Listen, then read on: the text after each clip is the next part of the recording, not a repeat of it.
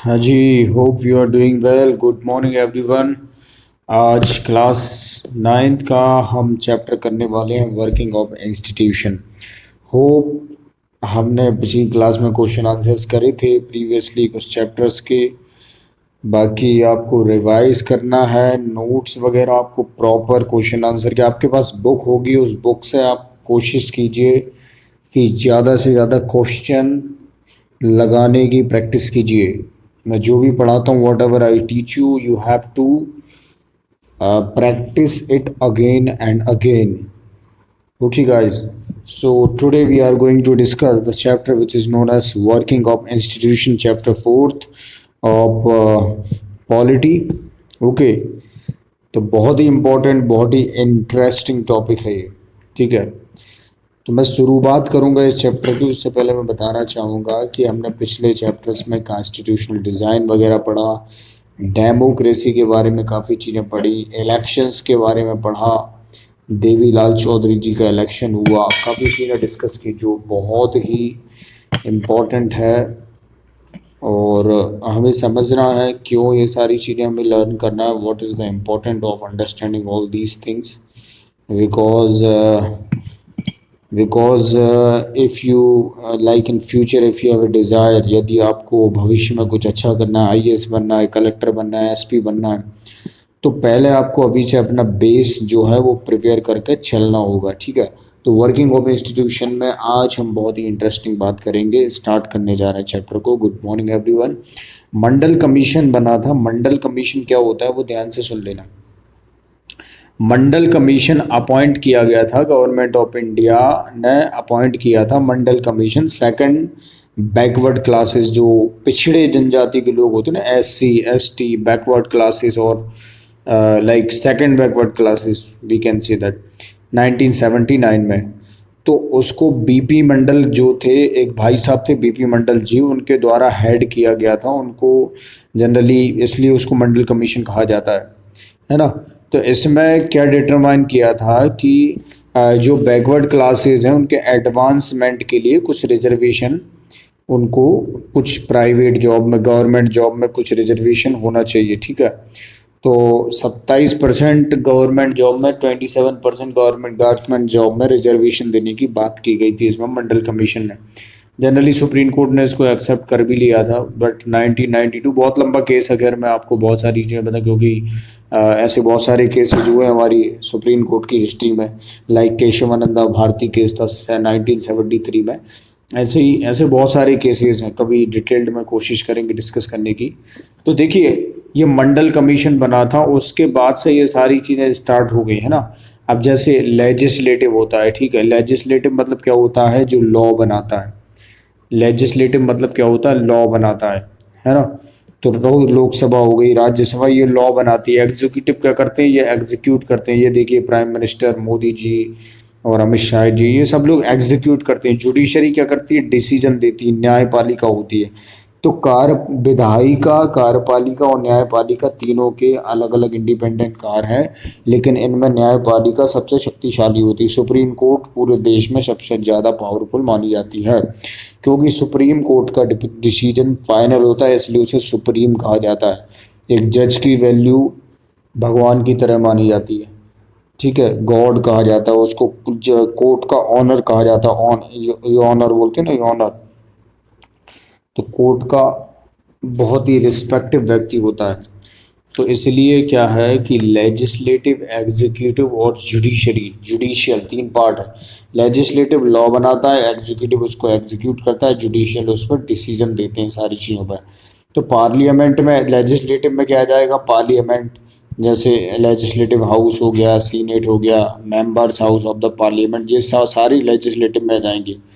Executive में कौन आएंगे, गवर्नर, जितने भी मंत्री वगैरह हो गए, प्रेसिडेंट हो गए, प्राइम मिनिस्टर हो गया, ये सब इसी में आएंगे। चीफ मिनिस्टर हो गया, कैबिनेट के मंत्री हो गए, जो भी हो गए कैबिनेट के मंत्री, आईएएस हो गया, आईपीएस हो गया, सब एग्जीक्यूटिव में आएंगे। ये सब एग्जीक्यूट कराते हैं चीज़ों को। ठीक है, जुडिशरी में कौन आएगा, जितनी भी कोर्ट हैं देश की, हाई कोर्ट, सुप्रीम कोर्ट, मुंसिफ court, district court, session court, criminal court, trial court, metropolitan magistrate, सभी लोग इस श्रेणी में आएंगे। जुडिशियल बोलते हैं जिसको, जज की पावर बहुत हाई फाई होती है भाई साहब। जो जज बनना चाहते हैं, जज की पावर बहुत हाई फाई होती है, आईएएस की पावर भी अच्छी होती है, और मंत्री की पावर भी अच्छी होती है। तीनों की पावर काफ़ी सम्माननीय पावर है, काफ़ी अच्छी रिस्पेक्टेबल पोस्ट होती है हमारे देश में, और बढ़िया काम करते हैं ये लोग अपने अपने क्षेत्र में। तो इस तरीके से ये तीनों की अपनी इंडिविजुअल पावर होती है, ठीक है। अब who are the decision makers, decision makers कौन कहे जाते हैं, ठीक है। डिसीजन मेकर्स होते हैं हमारी उसमें, such a major decision are taken by many important people who approve it and then implement it, ठीक है। बहुत सारे मेजर डिसीजन लिए जाते हैं लोगों के द्वारा, जैसे सुप्रीम कोर्ट, जैसे लेजिस्लेटिव कोई लॉ बनाती है, ठीक है, तो वो इम्प्लीमेंट होता है। लेजिस्लेटिव कोई लॉ बनाती है तो वो इम्प्लीमेंट होता है, वो एग्जीक्यूटिव उसको इम्प्लीमेंट कराते हैं, जुडिशरी उसका न्याय देती है। तो डिसीजन मेकर होते कौन है, डिसीजन मेकर कौन होगी, सरकार होगी, प्राइम मिनिस्टर होंगे, प्रेसिडेंट होंगे, पार्लियामेंट होगी, ठीक है। तो president is the head of the state and is highest formal authority in the country. Prime minister is the head of the government and exercises all government powers, he takes most of the decisions in cabinet meetings. Parliament, it consists of two houses, Lok Sabha, Rajya Sabha. The Prime Minister must have the support of majority of Lok Sabha, ठीक है। तो ये सारी powers इनको दी गई हैं। जिसमें supreme court की बात करें तो in India Supreme Court control the judicial administration. Supreme Court जो है जुडिशियल एडमिनिस्ट्रेशन देखती है। It can take up any dispute, कोई भी विवाद हो, झगड़ा हो, मान के चलो झगड़ा होता है किसी प्रकार का किसी स्टेट्स के बीच में, तो उन झगड़ों का निपटारा सुप्रीम कोर्ट करती है। दो या दो से अधिक स्टेट के बीच में कोई झगड़ा हो, या कोई क्रिमिनल मामला, बहुत बड़ा कोई क्रिमिनल मामला हो गया हो, तो इन सारे मामलों की जो सुनवाई है वो सुप्रीम कोर्ट में होती है। पहले तो छोटी लोअर कोर्ट में होती, लोअर कोर्ट से यदि मामला सुलझता नहीं है तो उसका पूरा संज्ञान लिया जाता है। संज्ञान लेने के बाद जुडिशियल मजिस्ट्रेट फर्स्ट क्लास जो है वो पास करते हैं मजिस्ट्रेट साहब। उसके बाद वो हाई कोर्ट में जाता है। हाई कोर्ट से यदि मैटर सॉल्व होता है तो ठीक है, यदि बात फंडामेंटल राइट्स के वायोलेशन की है तो सुप्रीम कोर्ट इन लॉज को अपने पास बुला लेती है और उनके ऊपर निर्णय देती है। तो इस तरीके से अधिकार दिए गए हैं। लेजिस्लेटिव का मतलब समझ लो, जो कानून बनाता है। राज्यसभा, लोकसभा, राज्यसभा, पार्लियामेंट आपकी।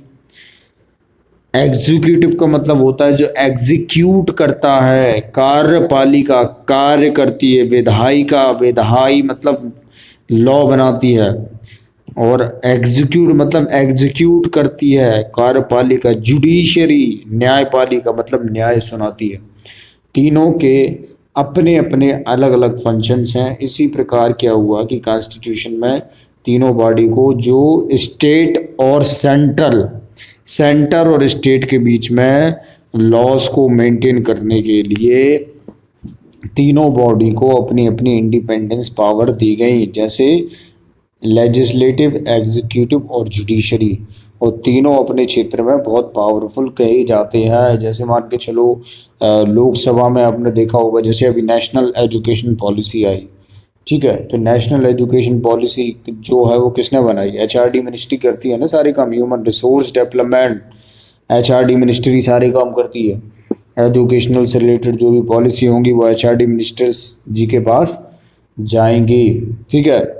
तो एचआरडी मिनिस्टर ये सारे काम करते हैं। उसके बाद क्या होता है कि ये बिल बनता है, फिर बिल जब इम्प्लीमेंट होता है तो वो एक्ट बन जाता है। तो इस प्रकार पॉलिसीज़ वगैरह देश में इम्प्लीमेंट होती है। तो ऐसे ही अपना अपना लोकसभा का रोल होता है, राज्यसभा का रोल होता है, ऐसे ही रोल होता है अपना आईएएस, आईपीएस, कलेक्टर का, एसपी का, जिले के मजिस्ट्रेट का। इनके सबके अपने अपने अपने अलग अलग रोल्स कॉन्स्टिट्यूशन की परिभाषा में दिए गए हैं, कॉन्स्टिट्यूशन की डेफिनेशन में दिए गए हैं, ठीक है। उसके अलावा जुडिशरी का अपना अलग फंक्शन है। तो जुडिशरी अपना decision, judiciary completely independence body होती है, कंप्लीटली इंडिपेंडेंस है। इसके ऊपर किसी प्रकार का कोई एक्सप्लॉइटेशन या किसी भी प्रकार का कोई पावर को इम्पोज जुडिशरी के ऊपर नहीं कर सकते। ये पूरी तरीके से इंडिपेंडेंट बॉडी होती है। तो हमने डिस्कस किया कि लेजिस्लेटिव, एग्जीक्यूटिव और जुडिशरी क्या होता है, मंडल कमीशन क्या होता है। तो कोशिश करेंगे नेक्स्ट चैप्टर में क्वेश्चन आंसर करेंगे, और थोड़ा सा कुछ पोर्शन आपका बचेगा उसको डिस्कस करने का प्रयास करेंगे। So I hope you got this point guys. Thank you so much for attending this lecture. Thank you.